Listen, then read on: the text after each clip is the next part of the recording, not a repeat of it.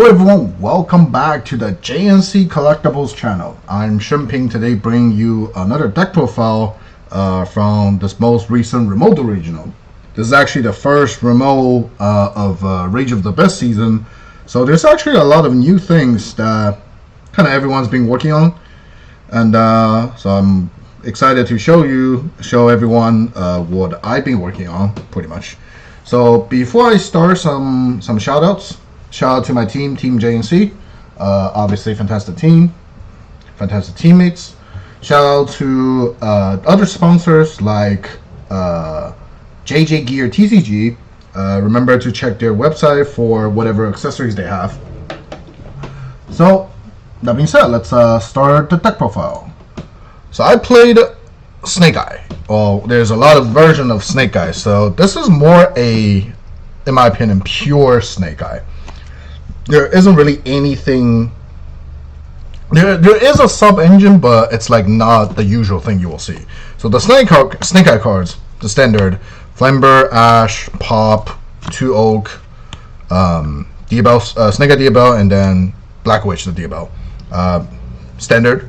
I thought about playing 3 Oak because this list actually can benefit from 3 Oak, but at the end I was like, I cut it for something else. And then there's the sub-engine that I'm really using. It's Magician Souls. There's only one copy of it because I can search it. The card that searches it, you'll see in a minute, it's a spell. And 2 Furnier, as I think I was siding it because there are the Azamina cards in my deck. So going in first, have a Furnier and just have almost a free cost for Azamina combo is pretty neat.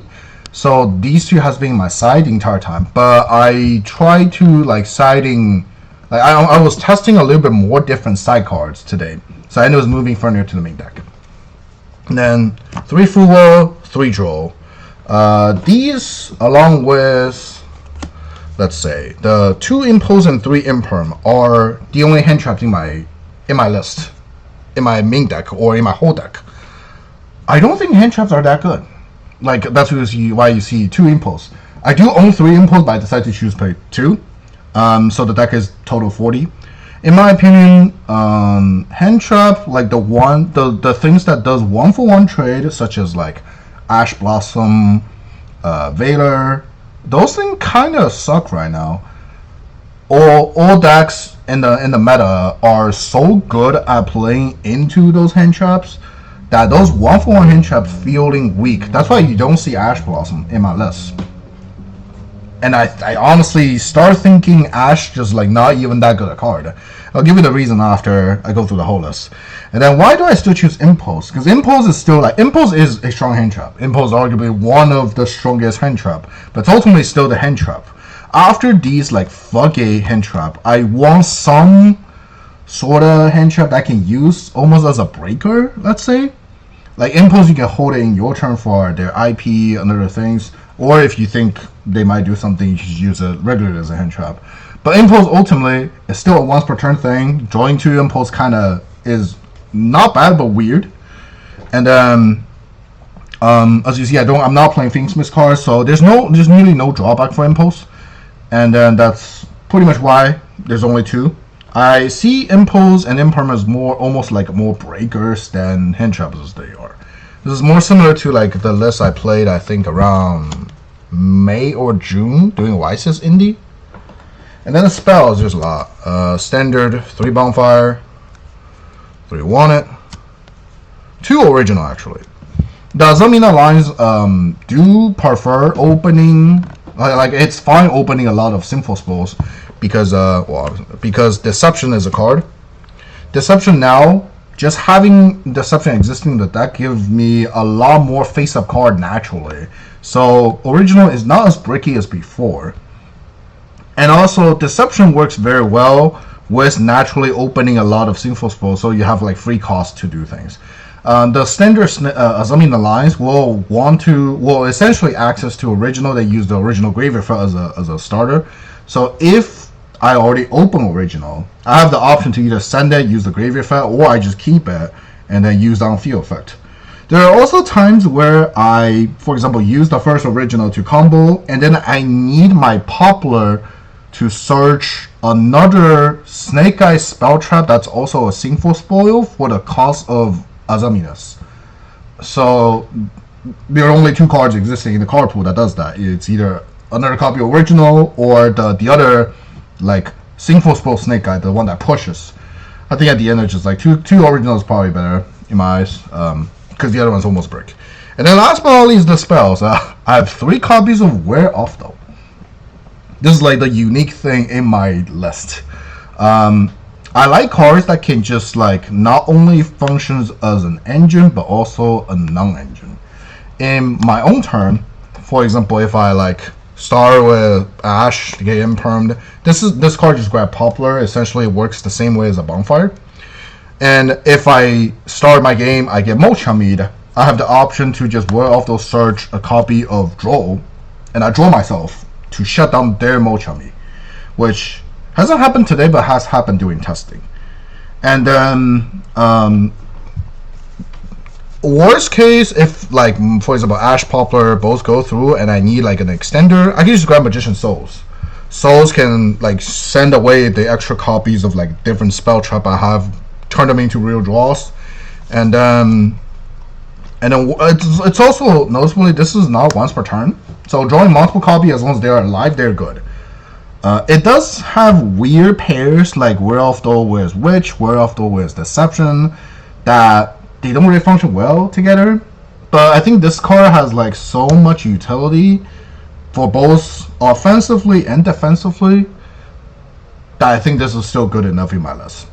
I think against like today's remote regional, one of the game I open multiple Wear Off though. So at the end of the combo, I just use the extra one to search a copy of Droll and then pretty much shut down my opponent. And then last, the real trap is the Silhouette Trap.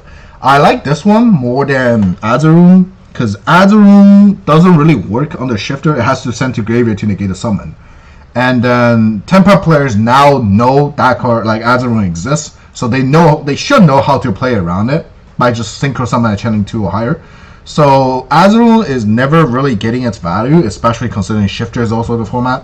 Whereas Silhouette Trick is it's similar but different. Like Silhouette Trick can just summon, it's also a monster that cannot die. Sometimes like I can negate, even raw drawing I can negate their fail spell or something. So it's not the worst thing. Yeah, so this is my main deck, 40 cards. Pretty good, I think. Then the extra deck, the 2 Azamina, standard.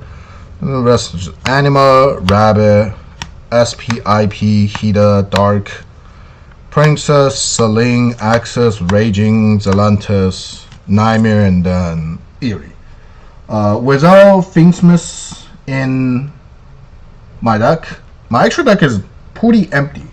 There's like, I can fit Axis and Raging Zelantis, which I have multiple ways to OTK my opponent going second. Feels pretty good.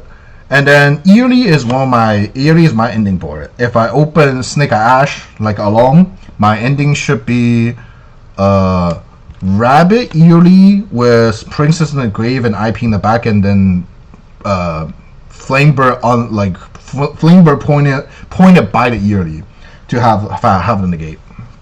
This is also like, if you remember what I played at West's Indie during June, this is what I did pretty much. And I like this. I know some people were trying the Hope Harbinger line. I don't really like it because I think the follow-up is a bit worse since you have to overrate the Flamebird. And then this is the extra deck. Most of them are standard. The side deck is where a lot of shit. Agave for time. 3 Droplet for going second. 3 Thrust and a Talon for both first and second. So you see some hand traps in the main. Post siding, I'm playing nearly a breaker deck. It's the mid range into a breaker, and then with maximum amount of Droplet and Talon, a Thrust into Talon, there's like a good amount of things I can break. All I need to do is just throw that one hand trap and make sure their board is smaller, and then these 2 should be able to crack the rest. And then Thrust going first also, in my opinion, the best card going first as a side. As long as my opponent like use some hand trap, Mochami, shifters, I can just set a turn skip in my deck. Compared to things like, yes, Ash Blossom stop the first Mochami, but there are odds they have a second Mo Chummy, or they have the rest hand trap that just stop your combo, so it doesn't work. And also like Shifter, like there's not that many answers to Shifter. This is pretty much one of the answer, arguably the best answer. And then there's a lot of thrust target in my deck. Going second is Fire King, there's Soul Release. Going first, there's D-Barrier and DD Ground, the auto wing trap against different meta deck. And then there's obviously the standard good Skill Drain and Tikaboo for the meta Snake Eye deck. And then last, I play Dramatic Chase and Severia. These two are the cards I was trying on February, I think, during YSIS Las Vegas, more than half years ago. And then now they are like, in my opinion, they are a very solid like mid-board ending after I get Mo Chummy. I just either Poplar search this as a Snake Eye spell, and then this get Witch at the end phase, which sets Severia, so I still have an Omni Negate without giving my opponent any realistic draws. So this is decided. It's like 2 play sets and 6 different one-offs. But overall, I do like the deck.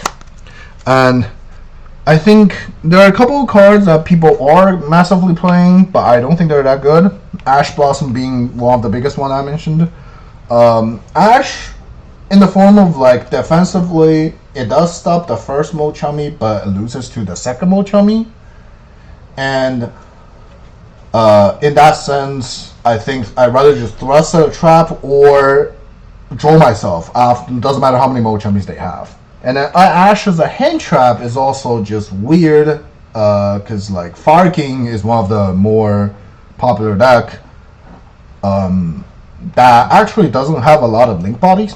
The link bodies from Fire King decks are usually from the Snake Eye portion of the deck. You Ash the whatever they have might actually make some difference, give them Hida access. Also, cutting Ash completely in my deck lower the odds of my opponent's Zombie Vampire into a fire in my graveyard. The difference is not that big, but it's at least a difference. And then overall, like I think Ash Blossom might just be the number 2 or number 3 in any situation. Will never be number 1, even against things like the rogue decks like Ostinato against Brenda Fusion. Yeah, Ash does that, but Impulse also does the same job. And I think Impulse is just a better card that's harder to be answered. So overall, yeah, I had fun this weekend, this remote regional. I'm probably going to some like either remote regional or case tournament next weekend and see how it goes. So that being said, if you like the video, remember to subscribe to the channel. Make sure to comment down below. Let me know what you think, and I will see you in the next one. Goodbye.